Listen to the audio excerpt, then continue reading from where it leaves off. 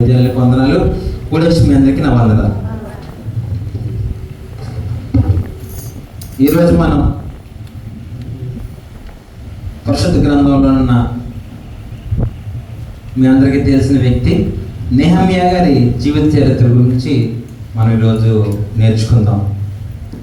ఎంతమంది తెలుసా నెహమ్యా గారు? అందరికీ తెలుసా? కొంతమందికి తెలుసా? చెప్పండి. అందరికీ తెలుసు నెహమ్యా గారు అంటే ఎవరు? సరే, ఈరోజు నేర్చుకుందాం. నెహమ్యా గారి జీవిత చరిత్ర గురించి తెలుసుకుందాం. ఈరోజు ఆ వ్యక్తి గురించి, జీవిత చరిత్ర గురించి మనకు నేర్పించే ఆ పాఠాన్ని ఒకసారి మీతో నేను పంచుకోవాలని మాట్లాడాలని ఆశపడుతున్నాను. ఎందుకంటే ప్రియమైన దేవుని సంగమా, దేవుడు తన పని కొరకు, తన సేవ కొరకు, అలాగే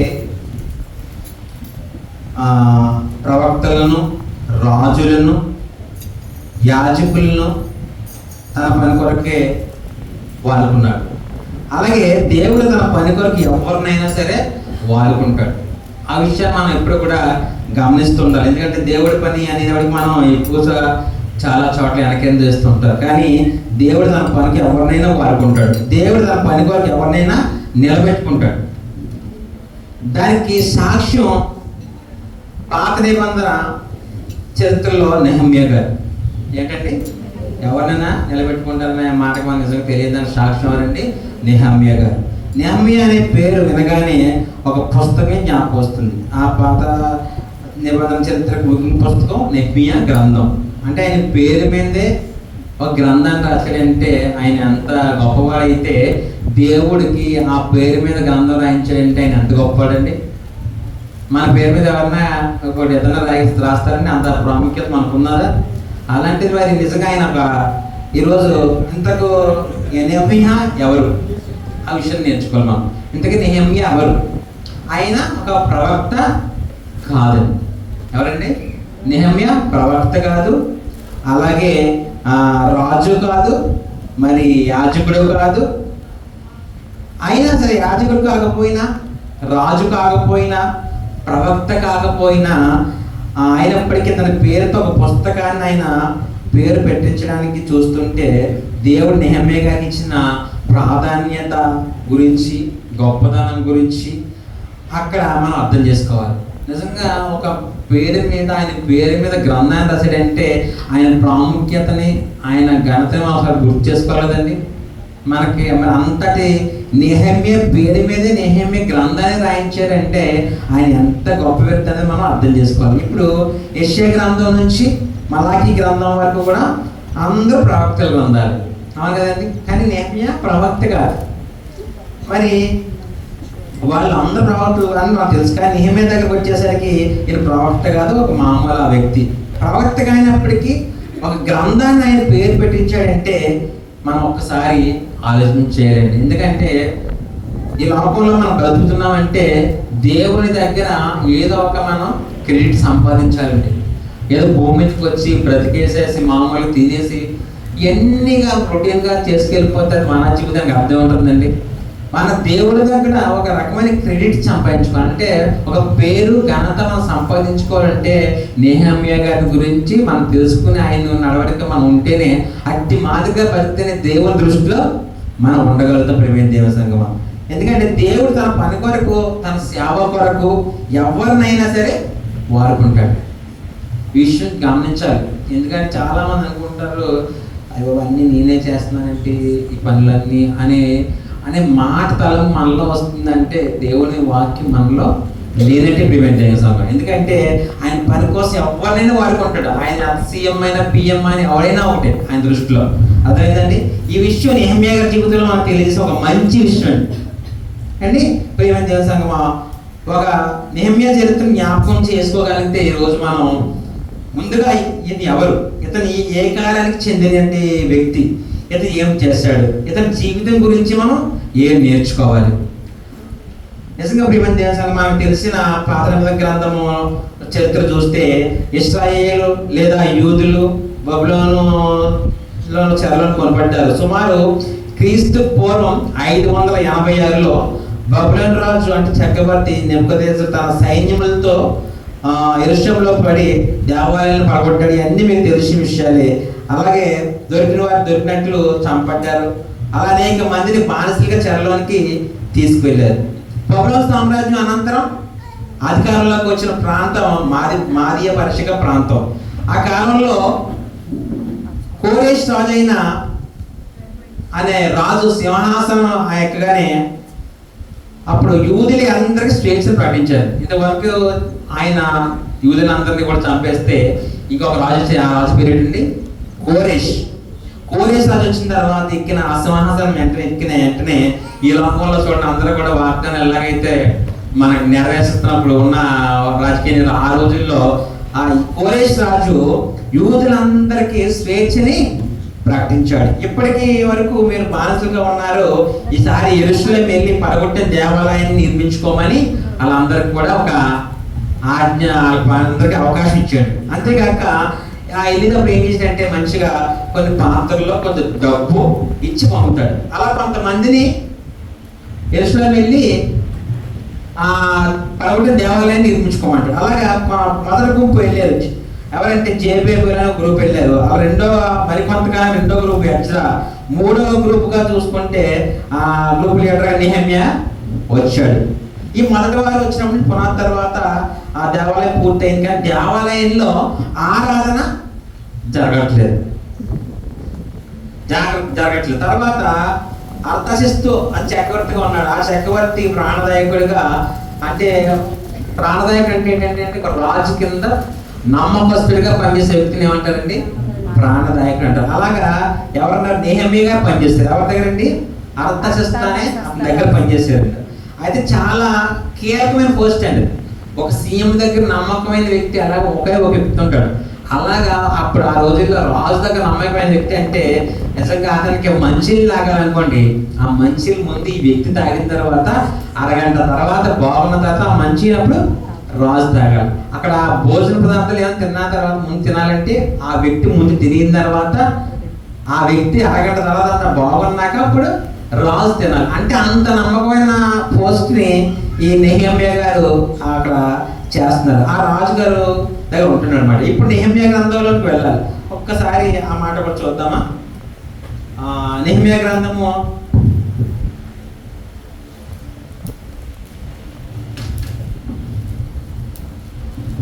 8వ నేను రిఫరెన్స్ చూపించిన టైం లేదు కాబట్టి దైవంలో తొలగించేస్తాను సమయం. 1వ అధ్యాయం 11వ వచనంలో చివరి లైన్ చదువుదాం ఒకసారి. చివరి లైన్, నేను రాజునకు గిన్నె అందించేవాడినే ఇంటిని. అంటే ఇక్కడ మీకు ఈ మాట ఎంత చూపిస్తుంటే గిన్నె అందించడం అంటే ఏంటండి? అంటే రాజుకి ఒక నమ్మకస్తుడిగా నెహెమ్యా గారు అక్కడ ఉన్నారని మనం ఈ వాక్యం ద్వారా తెలుసుకోవాలి. దేవుని పట్ల చాలా ఆసక్తి ఉండేది ఎందుకంటే నెహెమ్యా గారికి దేవుడు ఇచ్చిన ప్రతి అవకాశాన్ని చక్కగా దేవుని కొరకు వాడుకునేవాడండి. ఇంకొక మాట, అంటే మన జీవితంలో ఎంతకాలం ఉందో తెలియదు కానీ మన జీవితం ముగించే వరకు దేవుని దగ్గర మన అందరం కూడా నమ్మకస్తులుగా బ్రతకాలి. దేవుని మన జీవితం ఎప్పుడు ముగిసిపోతే ఎవరికైనా తెలుసా అండి?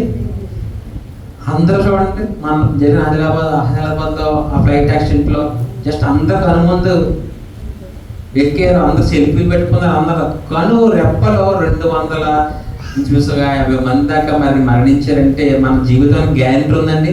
కానీ మనం ఎంతకాలం బ్రతుకుతాం ఈ లోకంలో తెలియదు కాబట్టి ఆయన దగ్గర మనం ఎప్పుడు కూడా ఆయన నమ్మకంగా జీవించాలి. అది బ్రతికినంతగా ఏమవుతుందో ఎవరికి తెలియదు. కానీ కాలాన్ని దేవుడు ప్రతి విషయాన్ని మన జీవితంలో ప్రతి విషయాన్ని లెక్కల్లోకి తీసుకుంటాడు.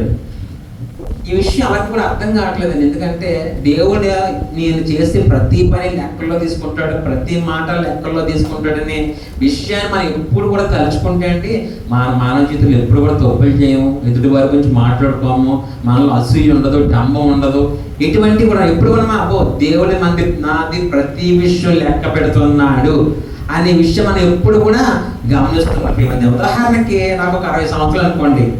ఈ 60 సంవత్సరాల వరకు బ్రతికిన కాలం అంతా ఏదైనా ఆయన లెక్కల్లోకి తీసుకుంటూ ఉంటాడు. ఆ లెక్కల్లో చాలా ఖచ్చితంగా ఉంటాడండి. లెక్కల్లో ఎలా ఉంటాడండి మన దేవుడు? చాలా ఖచ్చితంగా ఉంటాడండి. దేన్ని కూడా వదిలిపెట్టి చూడండి. ఒకరి రూపాయి అంటారు, ఒక రూపాయి కూడా నేను వదలను అని మన ఈ లోకంలో అంటుంటారు. ఒక రూపాయి ఎవరికైనా ఇస్తే ఆ రూపాయి ఇచ్చేదాకా నేను వదలంటారు. అలాగే దేవుడు కూడా ఒక్క లెక్కల్లో ఆయన ఎంత కష్టపడి, మనమైనా లెక్కలు ఇవ్వడం తప్పు చేస్తామో కానీ ఆయన లెక్కల్లో చాలా కరెక్ట్గా ఉంటాడండి ప్రియమైన సమయం.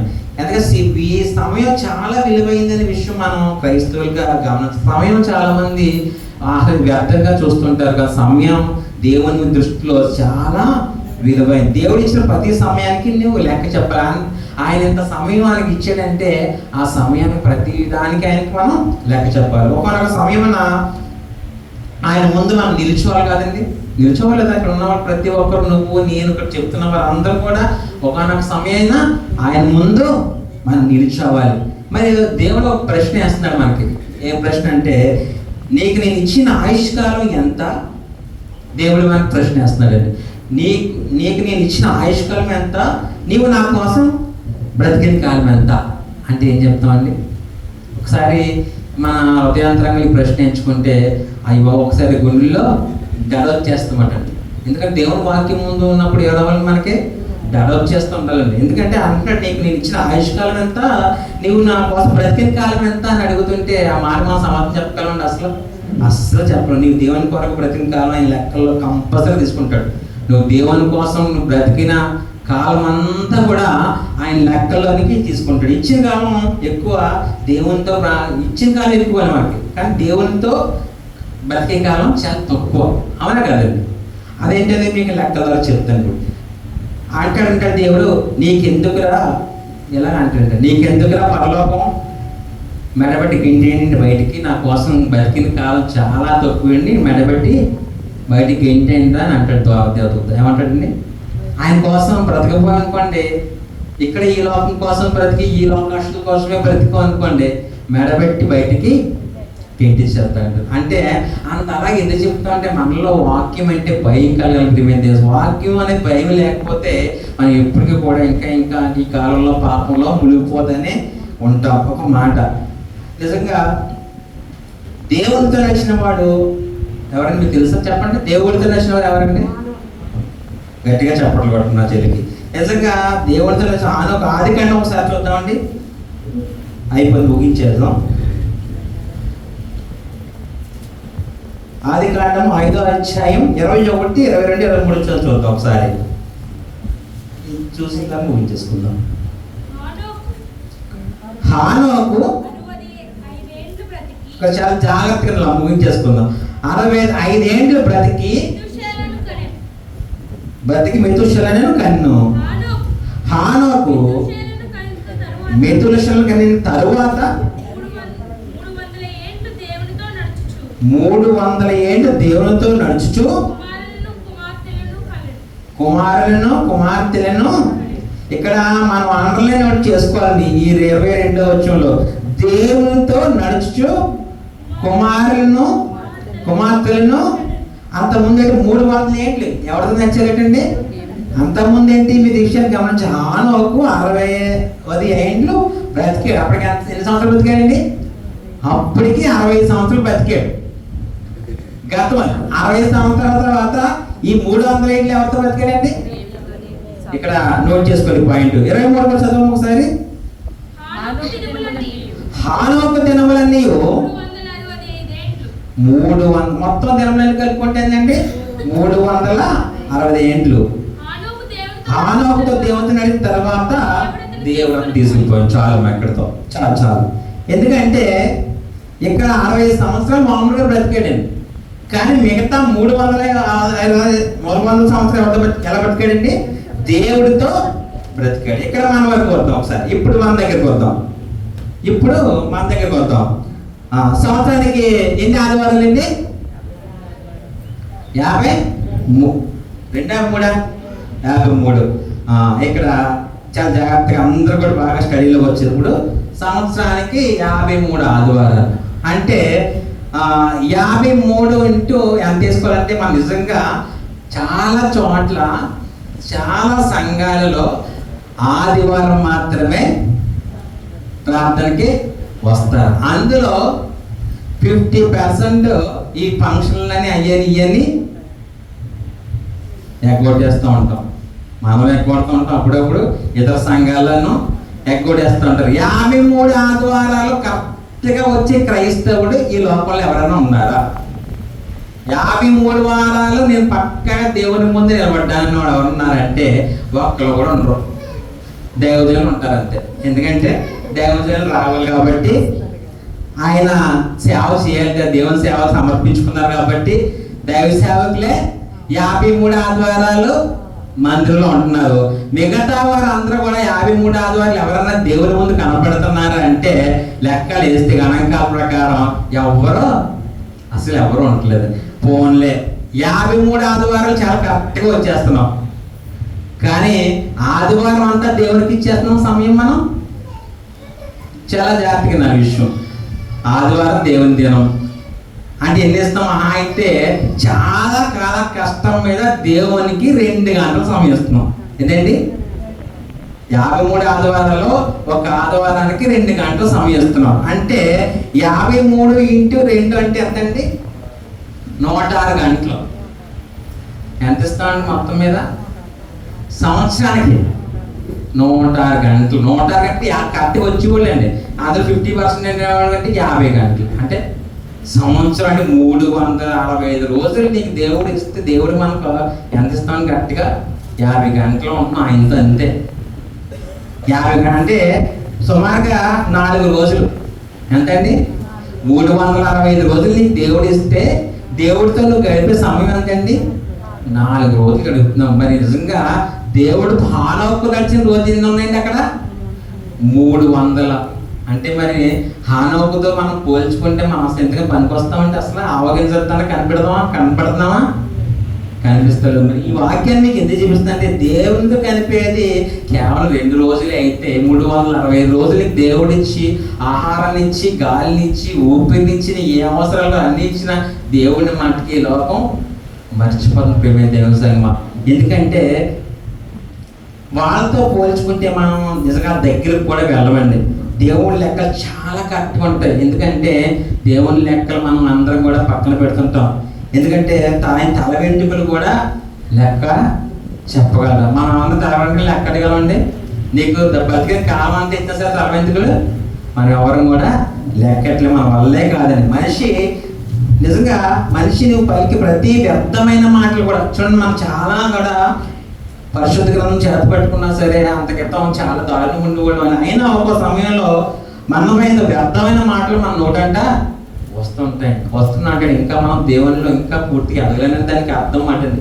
ఇంకా వ్యర్థమైన మాటలు వస్తున్నా మనలో ఇంకా క్రోధము, కోపము ఇవన్నీ రకరకాలు అన్నీ మనకు బయటకు వస్తున్నాయంటే ఇంకా మనం దేవునిలో ఎదగలేదనే దానికి అర్థం మనం అప్పుడే మనం గ్రహించుకోవాలి.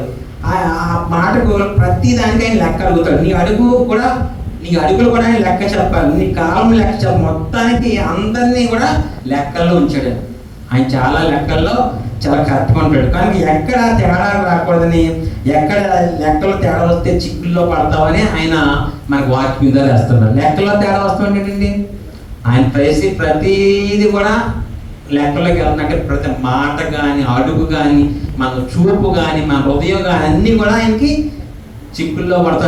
జాగ్రత్తగా ఉండే దేవుని వాక్యం మనకి వేస్తుంది. కనుక ఆలోచించు దేవుని ప్రియమైన సంగమా, దేవుడు నీకు ఇచ్చిన కాలం అది వెళ్ళిపోతుంది. అలాగే ఇక్కడతో నేను ముగిస్తున్నాను.